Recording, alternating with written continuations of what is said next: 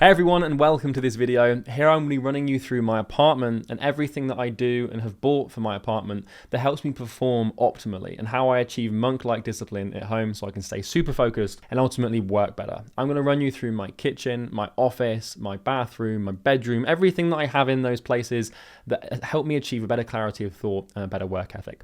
I want to caveat this video by telling you that you do not need everything in this video to build a successful company. In fact, I built my consulting company, Imperium Acquisition, to $500,000 per month without this stuff. I've only acquired this stuff in the last couple of months, and I want you to know that you do not need this to achieve success, but that it can help you achieve better health, and that now I'm at the point where I've got more time on my hands and more money to spend. I am investing in my health. I wanted to caveat that, so don't feel that you need to go and buy everything, and don't feel that you need these things in order to build a successful company, because all you need to build a successful company is a significant amount of volume of outreach, a good sales ability, and a good product to sell. That's it. You don't need to have everything else in this video, but it will help you feel better and make better decisions. So without further ado, let's get into the video. All right, so let's go through my apartment. Now, this is going to kind of be like a mini apartment tour, but it's more of a question of showing you what I've done or things that I've bought or implemented into my office, my home, that ultimately help me perform better and improve my health. So let's get into it. So we're gonna start with the office. The office is pretty simple. I've got a desk here with some fancy shit. I've got books, and then I've also got 2 plants here and a beanbag. Now, one thing that I found with working, for me specifically, is it helps if I can, I let my body choose how it wants to work. What I mean by that is, if I want to stand, I stand. If I want to sit, I sit. If I want to sit and lay, like on the beanbag, I sit and lay. I spend most of my time nowadays standing. But basically, the way I sort of see my work from the body's perspective is like, I'm going to produce my best work when I'm most comfortable. And so, if I'm always sat down, that can make me uncomfortable. Sometimes I want to stand. If I'm always stood, that can make me uncomfortable. Sometimes I want to walk. If I'm always walking, that can make me uncomfortable. Sometimes I want to lay down. So ultimately, depending on what I'm doing, I have different methods of doing it when it comes to work. But if you have the choice and you give your body the freedom to decide where it's most comfortable in the current moment, then you're going to produce better work. So that's just something I do. So we'll start off with, this is pretty straightforward. Artwork is always cool. But then I've got my beanbag down there. I don't really use the beanbag all that often, to be honest. So that's kind of besides the point. So I've got these bookshelves here.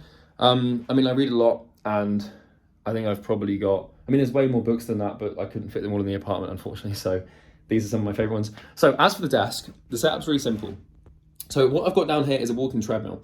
Before we go into that, I want to talk about this chair. So this is a Herman Miller office chair. I'm not sure specifically what kind. It looks like a medieval torture device, but it is by far the most comfortable thing I've ever sat on.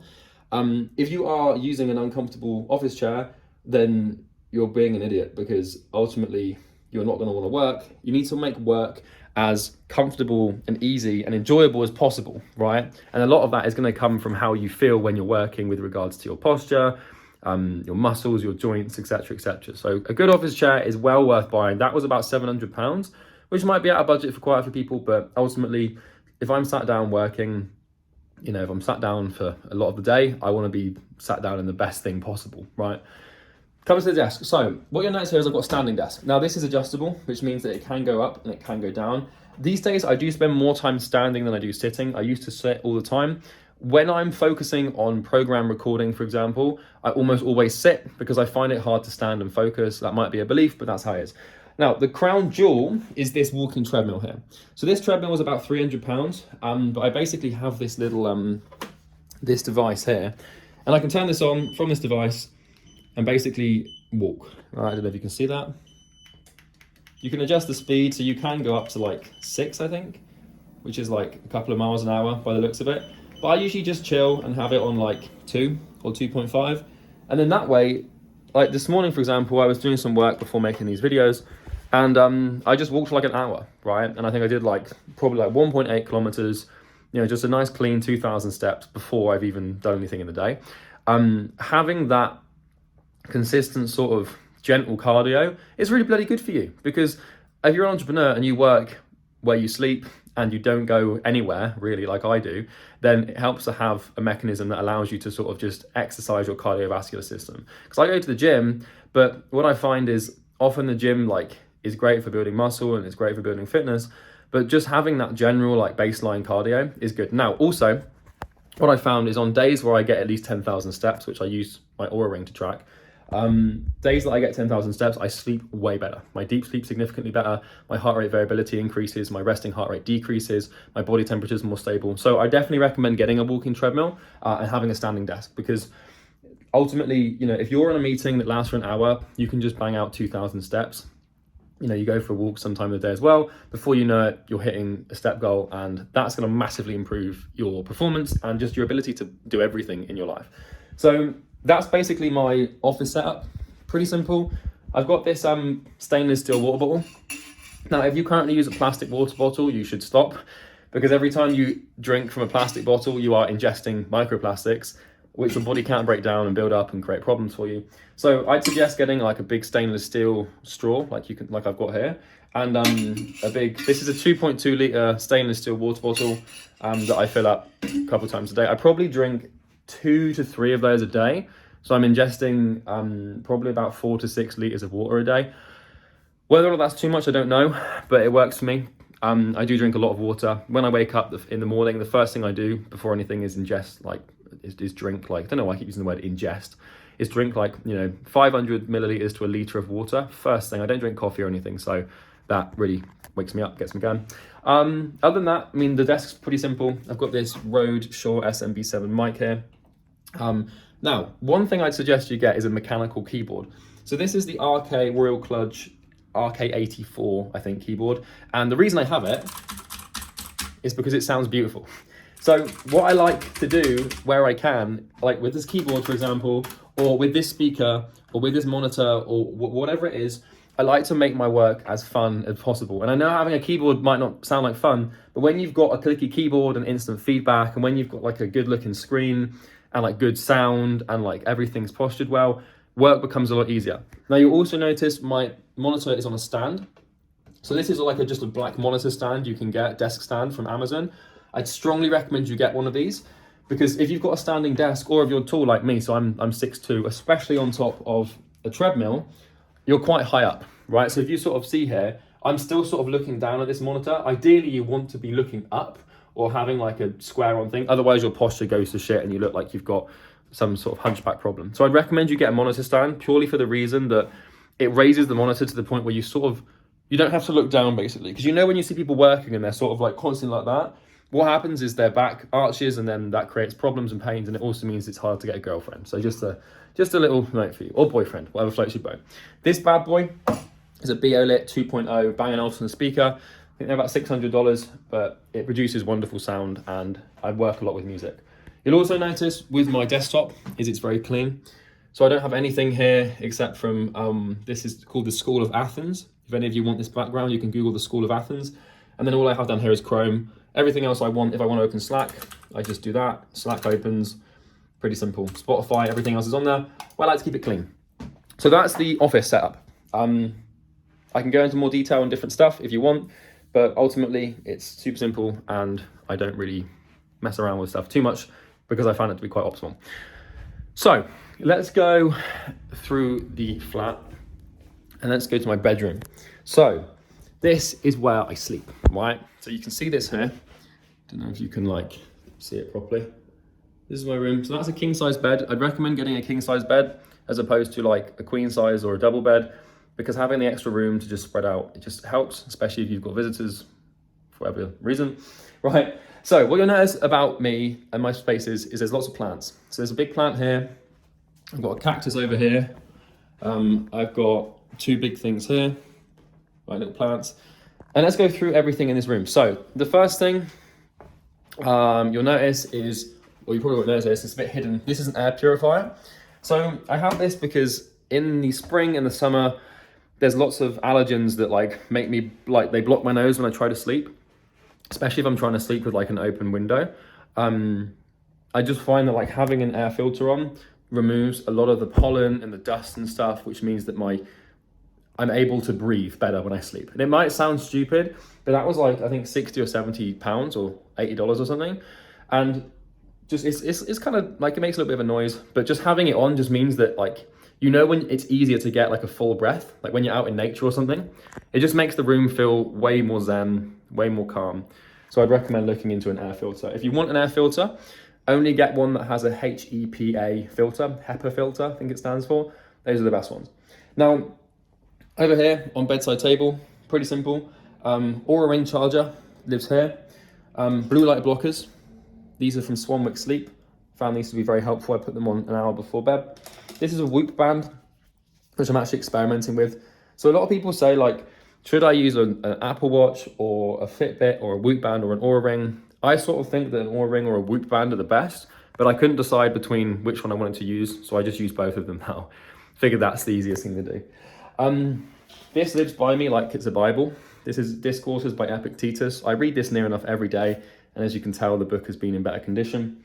But I have that by my bedside. This is just like alarm clock. I actually bought a fancy sunrise alarm clock for like $150, but it looks complicated, so I haven't set it up yet. So I just have that. Now, in case you're wondering, I don't actually have an alarm, so I don't wake up to an alarm. I just wake up naturally when I want to. That's a luxury I can now afford. I never used to be able to do that when I was building my company. So you probably need to have an alarm because you have to get up and do shit. But for me, sometimes I'll get up at 7, sometimes I'll get up at 7:30, right? It depends on how I feel. I let my body do what it needs to do, and it'll wake up when it wants to wake up. Don't do that until you're doing multi-seven figures, because you can't afford to be undisciplined with stuff like that, right? I can do it now because I've got the luxury, and also I'm recovering from like everything that I've done with building my product. When I was building my product, easy grown, I would be up at like fucking like a demon. I was always on it. So, but now I'm getting more sleep than usual. Last night I think I got 8.5 hours, whereas I can usually function on 7. But I find that I'm in a period of recovery, getting my cortisol levels back to normal, all that good stuff. So, the bed. So this is pretty simple. I've got a IKEA mattress. It's just like a medium firm mattress. It's quite comfortable. Now, what happens down here under the bed is quite cool. So if I show you this, I don't know if you can see this. So this is called a Oola from Chili Sleep. So this thing, you turn it on, although the plug's off. So this thing turns on. What it allows you to do is it basically allows you to set the temperature of your bed to as low as, I believe, 50 degrees or 55 degrees Fahrenheit. But this is amazing. So what this actually does, if you see here, I don't know if you can see this, is it has tubes connected to this sort of thing, and then it connects into a sort of mesh. I pull my sheet up here.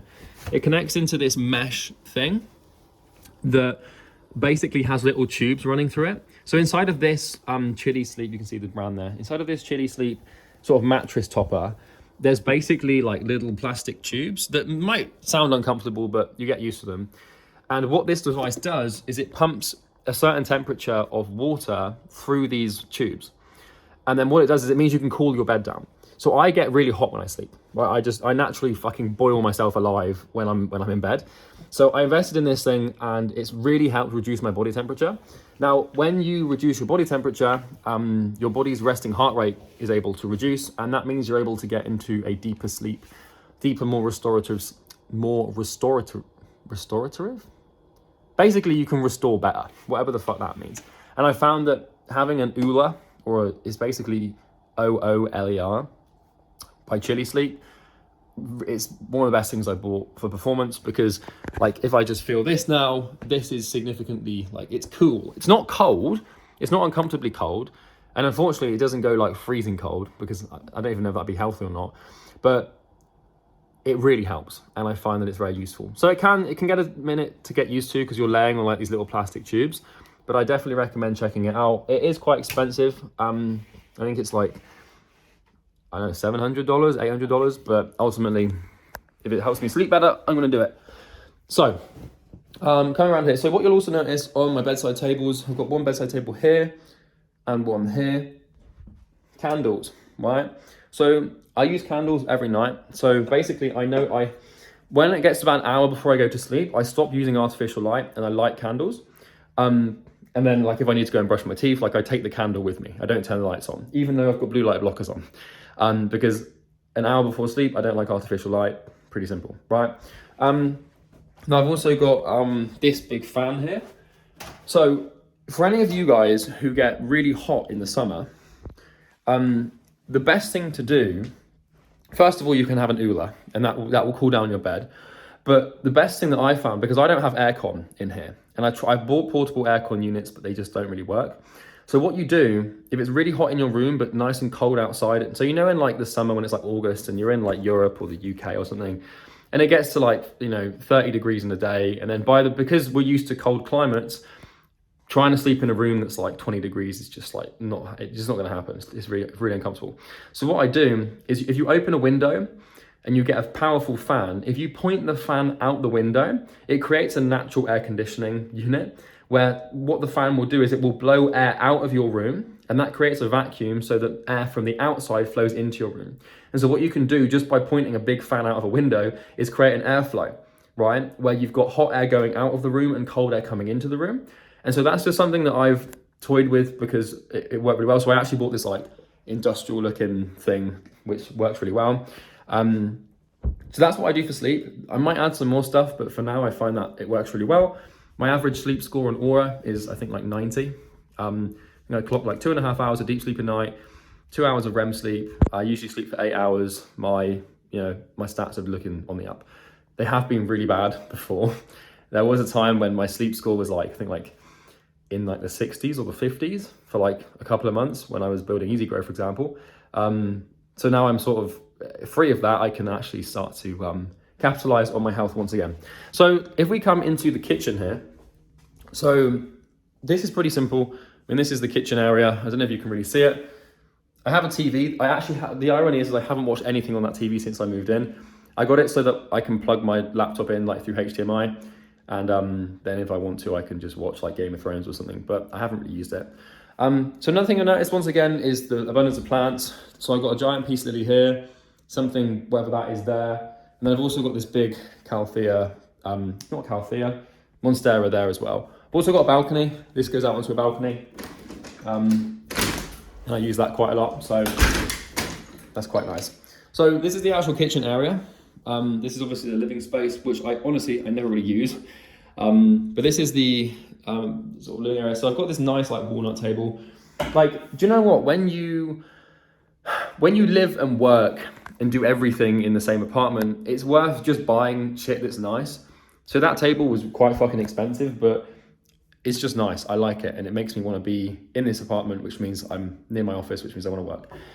So as for the kitchen space, there's a couple of things I want to show you.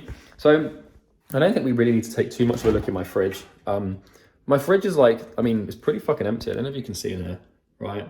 So all I really eat is, like right now, I'm on what my health coach Mark would call a high calorie elimination diet.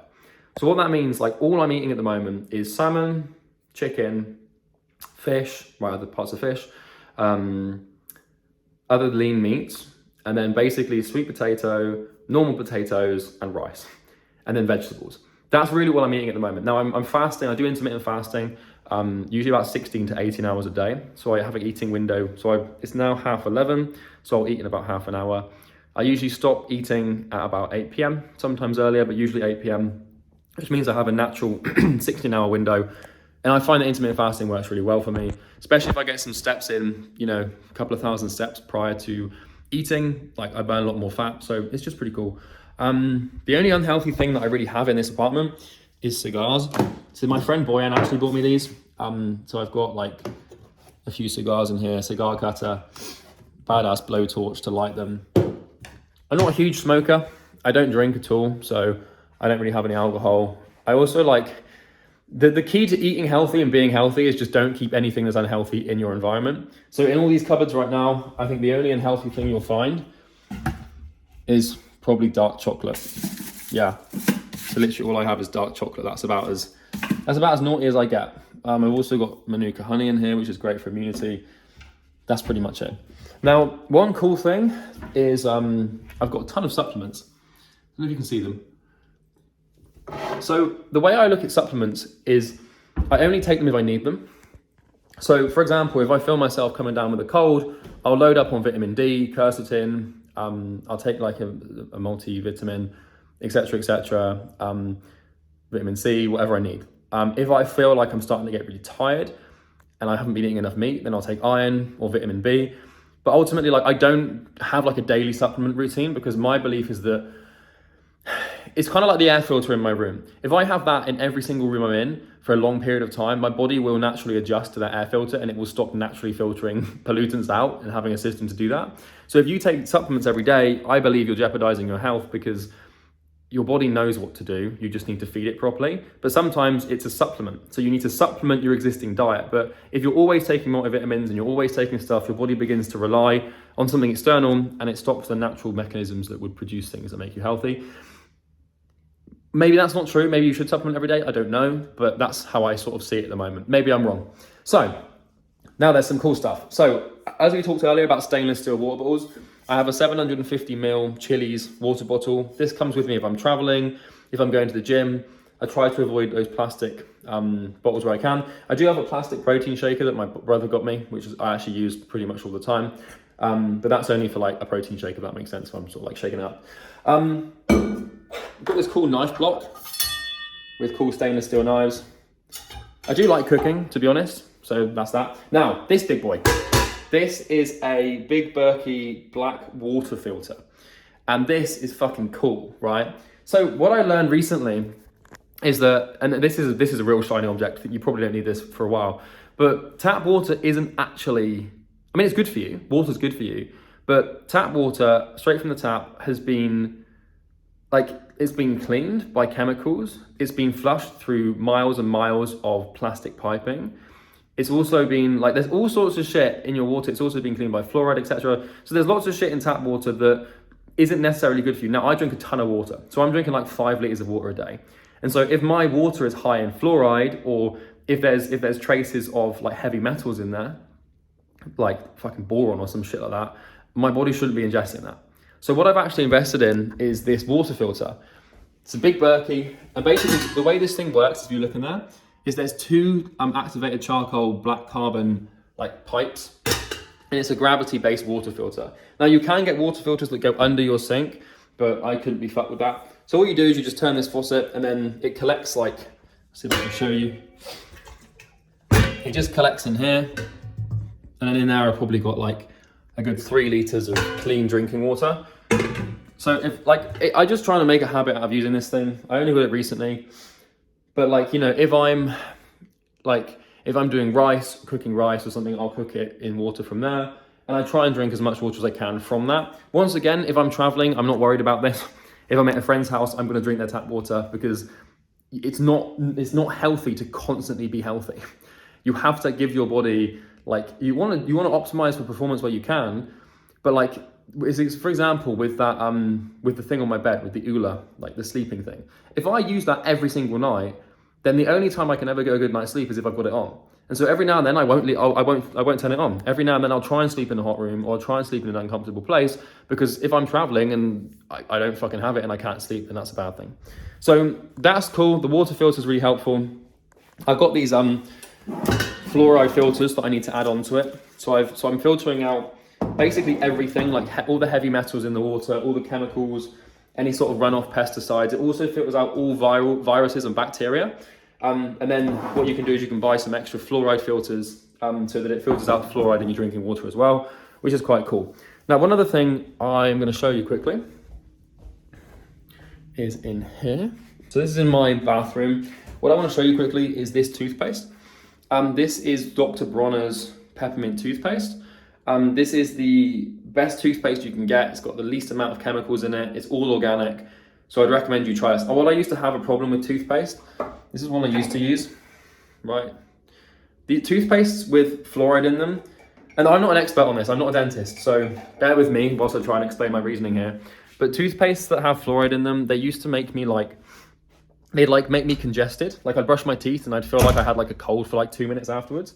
And I realized it was because I was having some sort of sensitivity to something in the toothpaste. So I switched to that Dr. Bronner's one. It works really well. I also use Dr. Bronner's soap, bars, and all sorts of stuff as well. I try not to use chemical-based shower gels and shampoos and stuff, because they're not good for you, man. You're not supposed to wash your body with chemicals. It's not what the human body is supposed to do. So that's that. Now, if we have a look over here, a couple of the little essentials. Rice cooker. This bad boy is amazing. Saves me a lot of time. I eat basmati rice once or twice a day, and I use this to cook it. Just a kettle, nothing you'd unexpect. Now, when it comes to cooking, use avocado oil or coconut oil.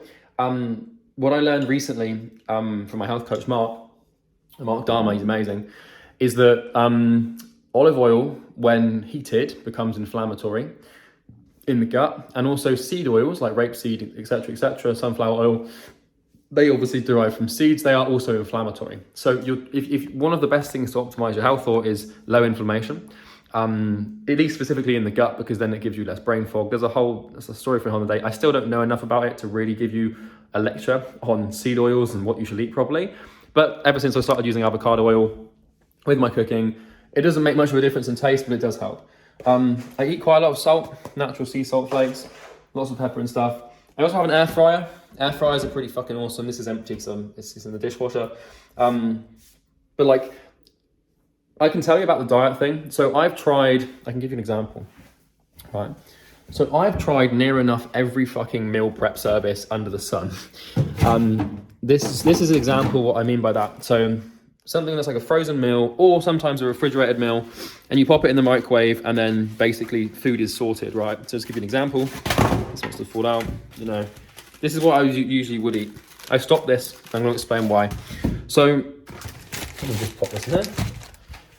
All right. So I've tried in the UK. There's a bunch of meal delivery services. I've tried R&D Foods, I think it's called, or which has been changed to Simmer. I've tried All Plants. I've tried Field Doctor. I've tried Lions Prep. I've tried Fuel Hubs. And I've tried, I think, probably like 6 or 7 different meal delivery services to solve this like fucking food problem, because like cooking's inefficient. But all of them, they're just not very good. Like, they're efficient and they're easy. And I used meal delivery services whilst building my companies because I didn't have the time to cook. The problem with meal delivery services is they have an incentive to use the cheapest ingredients possible and to use as much oil and salt as possible.